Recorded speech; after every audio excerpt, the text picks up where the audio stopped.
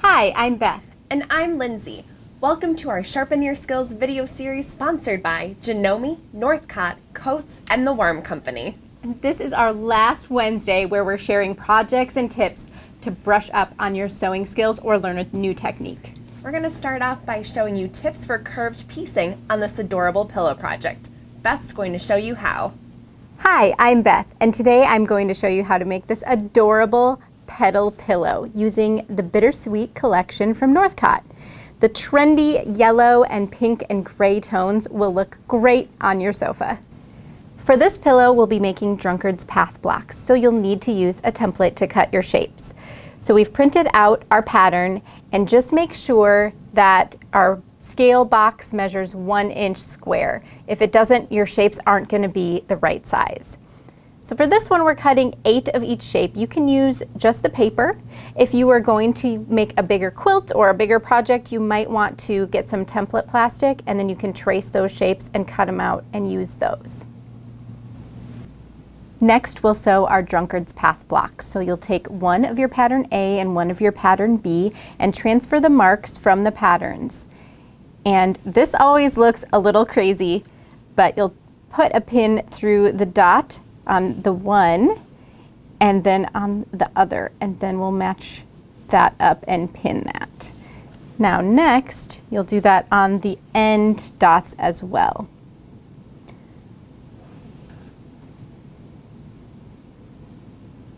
And then just line that up. And then you'll want to add a lot of pins in here along the edge and just kind of smooth it out as you go. So sewing on curves isn't hard, but you definitely need to pin for this.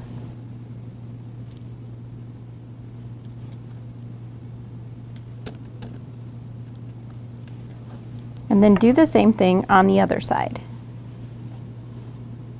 Match up those dots.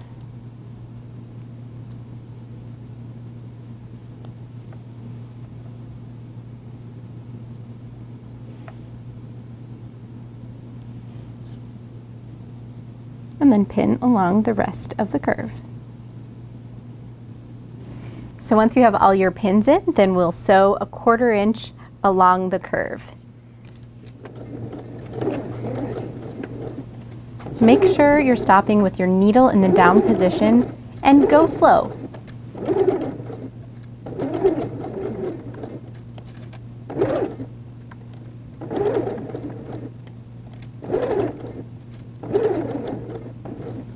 So you'll make 4 of each of your colors. Next, we'll make our 4 patch units, and these are 3-inch squares. So lay them out according to the diagram, and then we'll sew these together in pairs. And chain piecing is a really good way to save time when you're sewing multiples together.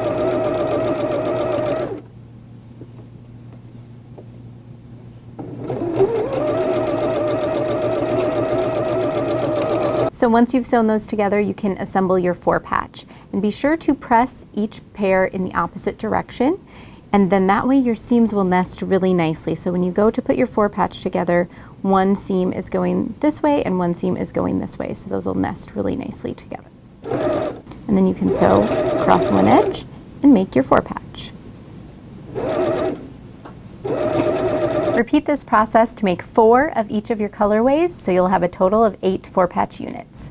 Next, we'll lay out our drunkard's path blocks and our 4 patch units, and be sure to alternate your light and darks.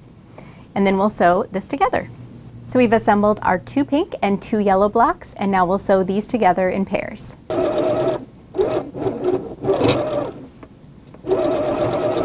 Once you've sewn them together in pairs, press the seams in opposite directions and then sew these together to complete your pillow top.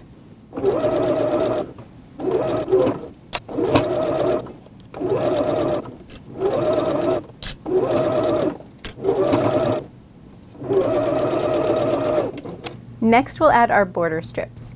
We'll add them to the sides first and then to the top and bottom. Now that we've completed our pillow top, we've layered it with a piece of Warm and Natural Warm Company batting, and we're going to quilt it.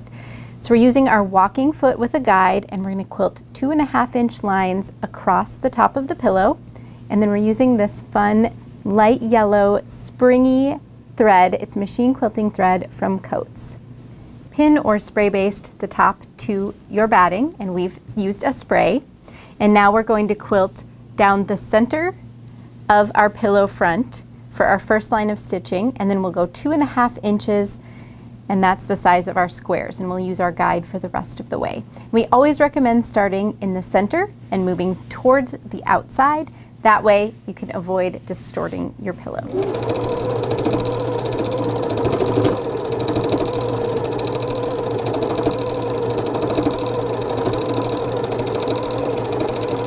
Now that we've completed our first line of stitching, now we can use the guide to line up with our previous line of stitching and go the rest of the way this way and then the other way on the pillow top.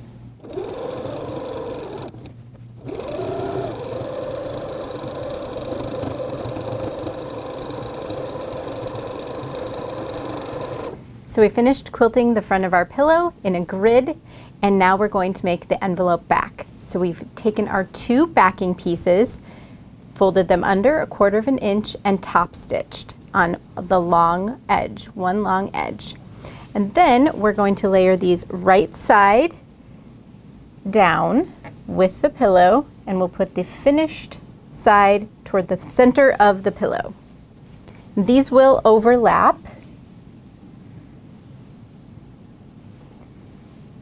Once you get that all lined up, you can pin that and then sew around the entire thing to finish your pillow.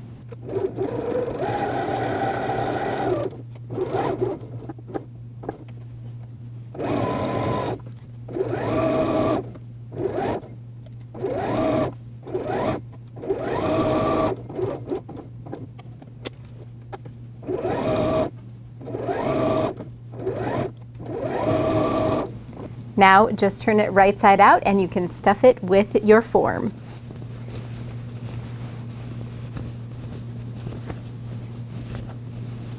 So our pillow is complete. Don't be intimidated by curved piecing. It's really easy and it gives you such a unique look on your project. I just love that pillow. It's so great for spring. So in that pillow, we used 2 different types of thread. So we wanted to spend a little time talking about all of the different thread types and how you would use them in different types of projects. Yeah, so Coats makes a wide variety of different threads that would be used for your crafting, your quilting, your sewing, all kinds of different purposes. And so we'll start with thread weight. So right off the bat, I know this is something that's very confusing. So the higher the number, the thinner the thread. So the lower numbers are going to be thicker. So we've got some here that is, that's a 10 weight. And so it's a lot thicker, and you can see it when you're close up holding it. You can see that that's going to be a lot thicker. And then be sure to change out your needle when you're using thicker thread, because you need a larger eye on the needle for that accommodation of that thick thread. Absolutely. And if you are ever wondering what needle you should use, go online. Coats website has really great resource there. On every one of the threads, it'll tell you a recommended hand and machine quilting needle. That's great. That's a great resource. Very great resource. That's makeitcoats.com. So first, let's check out this Dual Duty. And this is Dual Duty XP. It's all-purpose thread. So this is a really great workhorse thread and will work with a lot of different applications. It's 100% polyester and it's strong and smooth. It's a medium weight thread. It's perfect for hand and machine sewing on all fabrics, and that's 35 weight. And if you prefer cotton, they do have an all-purpose cotton thread too. It's 100% cotton, and that's great for all of your quilting cottons, sewing on natural fibers, and it's mercerized cotton and adds luster and strength. So another option is the Coats Cotton Machine Quilting Thread, and this is also great for piecing and quilting. And then of course, I love the variegated. I think that's fun to play with. They have such a variety of colors, so it's exciting to see what they have and what you can play with. Yeah. So for hand quilting, they've got a hand quilting thread, and Lindsay, you love to use this on your binding. Yes. So this is one of my favorite tips to give people, and binding is my favorite part of the quilting process, which I think a lot of quilters do not enjoy that part, and I do all of my binding by hand. And I have found that using hand quilting thread when I'm binding makes it so much more enjoyable and easier, and there's 3 reasons why. The first reason is that hand quilting thread is coated, so it is very smooth. So when I'm using hand quilting thread for binding, I can pull off almost like a 3-foot length of thread.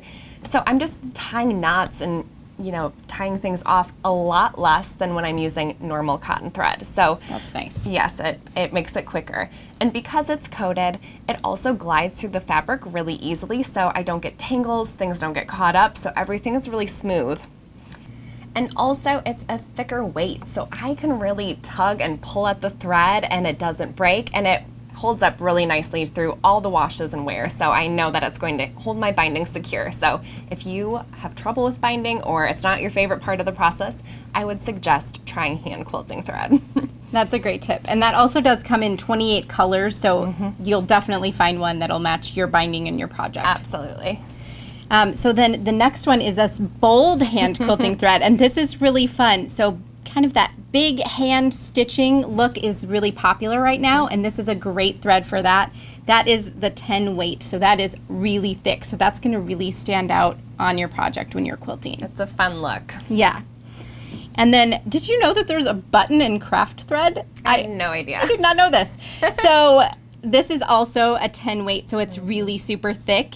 And that's going to be really sturdy for when you're sewing on buttons. There's nothing more frustrating than sewing a button back on your coat and then it popping off again. Yeah, with just coming out of winter, I can't tell you how many times I have sewn buttons back on my coat and a few weeks later they're loose again. So I'm excited to try this button thread. Yeah. And then outdoor thread, great for any outdoor cushions or pillows, any projects like that that you're working on. It's got really good UV resistance, so that's going to hold up to the elements really nicely. Awesome. And then our last one is our EloFlex stretchable thread, and that is a really nice one to use with knits and jerseys, lycra, if you have a hole in your yoga pants. This stretches with the fabric, so it won't snap the thread and pull on your fabrics when it's being stressed. So that is a really nice way to work on those types of stretchy fabrics. We used it in a previous video to sew an elastic, and it stretched with the elastic and didn't break at all, so it was really great. Yeah, and you don't need to do anything special with that. You can use just regular straight stitches, but it just helps your thread and fabric stretch together. It's a really nice option. So, and this isn't even all of them. This is just kind of the ones that we thought would be most useful for quilting and sewing, but they have several other options too. So if you have basically any project, you're going to find the thread that is perfect for your project. So just keep that in mind and try some different threads and not just keep the same one on your machine all the time. So Absolutely. It looks like a lot of great options. So next we're going to share block 4 in our Sew Easy sampler.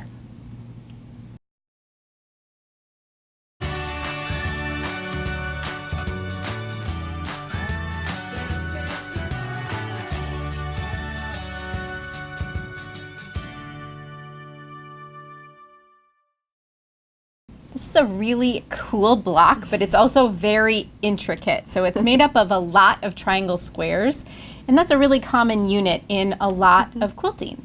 So if you really want to master those triangle squares, we've got some tips for you. Yeah, this block has 64 triangle squares, which is an incredible amount.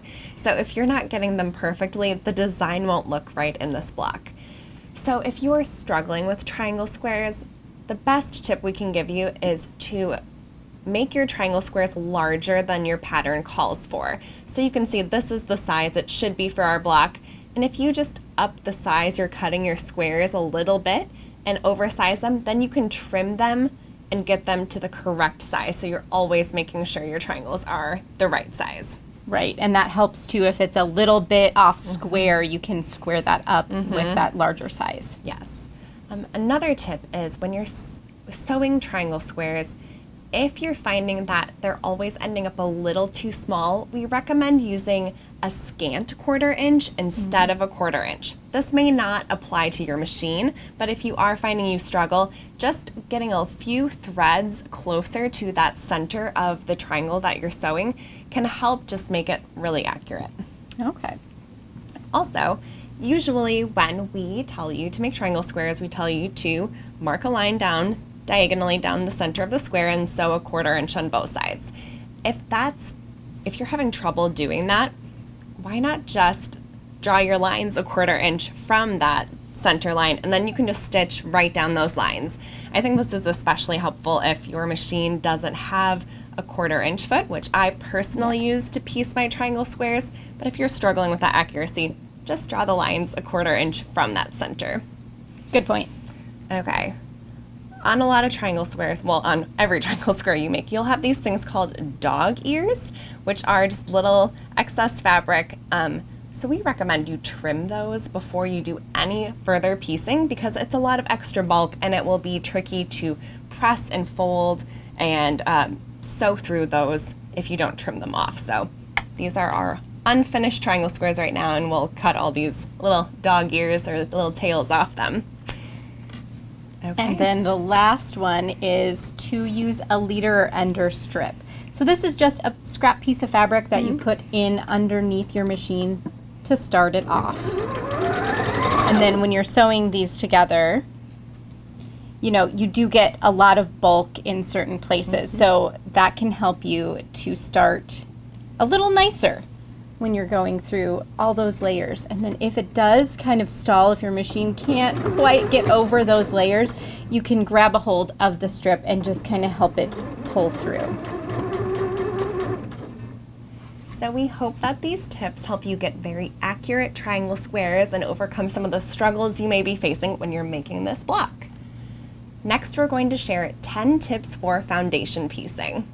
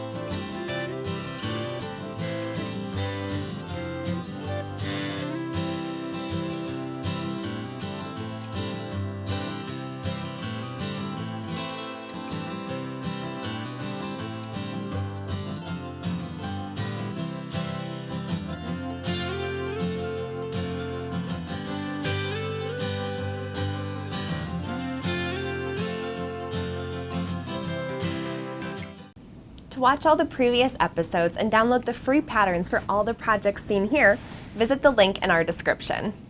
Thanks so much for joining us this month to sharpen your sewing skills.